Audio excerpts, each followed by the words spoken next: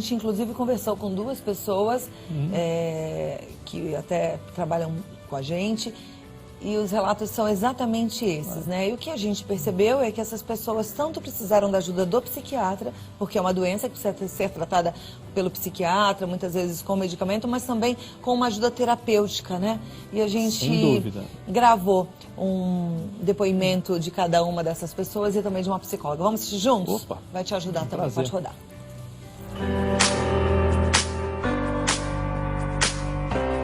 Falta de ar.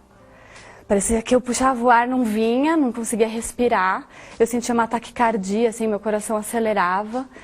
E aí eu ia ficando fraca. É como se a pressão baixasse, assim, de repente. Eu ficava pálida, sentia calafrio, né? Tinha aquele suador e frio ao mesmo tempo. Cheguei a ter ânsia de vômito, cheguei até a desmaiar uma vez. Nos momentos de crise, eu pensava que eu ia morrer. Aquela formigação, aquela batedeira no coração, boca seca, uma coisa estranha, assim, parecia que eu ia morrer, ia ter um infarto, alguma coisa. Normalmente era quando eu entrava num trem, quando eu entrava no metrô. Aí começava a sentir aquela agonia, aquela coisa ruim, aí eu saía correndo que parecia que eu ia desmaiar, eu achava que eu ia desmaiar. Na vida agitada das grandes cidades, manter a calma parece impossível. O relógio nos mostra o tempo todo que estamos atrasados e com pressa. Os dias parecem cada vez mais apertados para cumprirmos todos os compromissos e são cobranças de todos os lados. E de repente, tudo que parecia normal e tranquilo se transforma em um medo enorme, desproporcional e incontrolável. A somatória de situações que geram ansiedade, elas podem se acumular, causando esse clímax de ansiedade, chamado popularmente como síndrome do pânico, ou então isso pode acontecer por uma causa abrupta na vida. Um sequestro relâmpago, um assalto, uma perda de um ente querido, alguém que perde o emprego, uma situação muito difícil, que causa o quê? Sai do controle dessa pessoa. E justamente por ela perder o controle da situação, isso gera uma ansiedade tremenda. Foi quando assassinaram minha amiga. Foi horrível, assim, de ver aquela cena. Então foi o que me marcou. E a partir daquele momento que eu comecei a desenvolver essa doença. Começou logo depois que eu me formei na faculdade, que eu entrei no mercado de trabalho efetivamente. Eu já trabalhava, né, na época de faculdade, fazendo estágio. Mas começaram a vir os sintomas depois que eu comecei a trabalhar mesmo. Eu tinha uma ansiedade muito grande de entrar no mercado de trabalho, de provar minha competência. Então eu trabalhava bastante, assim, cerca de 18 horas às vezes. Eu trabalhava numa produtora de vídeo, então eu produzia de manhã à tarde, gravava de madrugada, chegava em casa, às vezes tomava um banho e voltava para o trabalho. E eu achava que isso estava ok, eu conseguia fazer isso e que isso não ia me fazer mal. Eu às vezes não almoçava, não jantava, eu comia qualquer coisa, eu não tinha uma preocupação assim. E aí nos finais de semana, ou quando eu ia dormir, quando eu ia tomar banho, no momento que eu estava nada a ver com o trabalho, eu vinham as crises. Nós temos que entender que não dá, nem que a gente queira muito, que a gente consiga ter controle de tudo. A gente não consegue. A vida é assim, os inesperados acontecem, né? Os imprevistos ocorrem. Então essa gana de querer controlar a vida, isso a pessoa tem que repensar.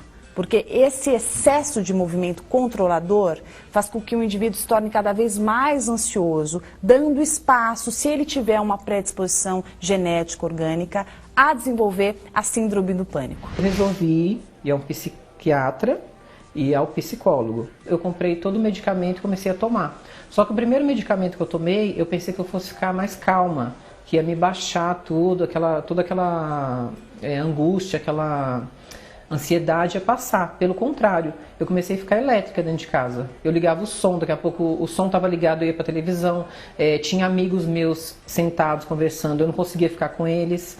Aí minha mãe falou para mim, não, acho que é melhor você cortar esse remédio, minha boca seca, parecia um efeito de droga na realidade.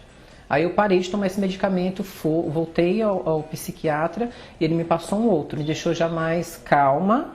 Porém, eu não tinha atitude para nada, eu não conseguia levantar de manhã, não conseguia cumprir o meu horário na empresa. Até que um dia eu falei, não aceito mais, eu não quero mais. Joguei tudo para cima, não terminei o tratamento. Não fiz nada assim para poder acabar com a doença, né? Eu confiei em mim. Falei, eu não nasci com isso e eu não vou continuar com isso. Ele virou pra mim e falou, então, o que você tem é uma síndrome do pânico. Quando ele falou isso, eu dei risada. Aí ele falou, eu não tô brincando, isso é sério. E você precisa tratar. Você precisa ir num psiquiatra e para ser medicada. Então é importante que ele associe tanto o remédio, né, que ele possa estar, que ele vá a um profissional da saúde, um psiquiatra, que ele adote uma medicação prescrita por esse profissional e junto a isso, aliado a isso, um tratamento psicoterápico em que ele vai poder trabalhar principalmente as raízes comportamentais, como que ele funciona para que ele consiga se adequar a um funcionamento mais saudável de vida. É uma coisa que parece que nunca vai ter fim. É como eu te falei, eu tô me acostumando a viver com ela, porque assim não vai ter fim, entendeu? Eu não fiz o tratamento correto e os médicos mesmo alegam que é uma doença que ela não tem cura, que você tem um controle, mas você não tem a cura. Eu aprendi a controlar a crise. Quando a crise vinha, eu que lidava com ela, encarava ela de uma outra forma para que a reação sumisse mais rápido. E uma coisa que eu percebi também nesse processo, no começo eu tinha medo também de conversar com as pessoas sobre isso e de falar. Falava, nossa, se eu falar pra alguém que tem síndrome do pânico, as pessoas vão achar que eu sou maluca. E na medida que eu fui falando um pouquinho ali, eu fui descobrindo que todo mundo tinha. Todo mundo sentia as mesmas coisas, que muita gente tinha as mesmas crises que eu. Eu tive a sorte de conseguir contornar a síndrome do pânico e me curar sozinha. Mas eu recomendo que as pessoas procurem se informar e de repente fazer uma terapia, fazer uma consulta num psiquiatra. De repente, se for um caso mais grave que o meu e precisar de ajuda de medicamento, não tenha preconceito, tome o medicamento, se trate, porque não tem nada melhor do que ser saudável, feliz e ficar bem. Que bom, muito obrigada, Adriana, Letícia. Muito obrigada também a Pamela Magalhães, psicóloga. A gente pôde ouvir aí relatos do fundo do coração delas. Não é fácil, né? Abrir a boca para contar um pouco algo que elas estão passando. Mas isso tudo eu entendo que é importante para você que está aí do outro lado, que você se identifica com algumas dessas situações. Talvez a sua seja mais branda, talvez a sua seja ainda mais pesada.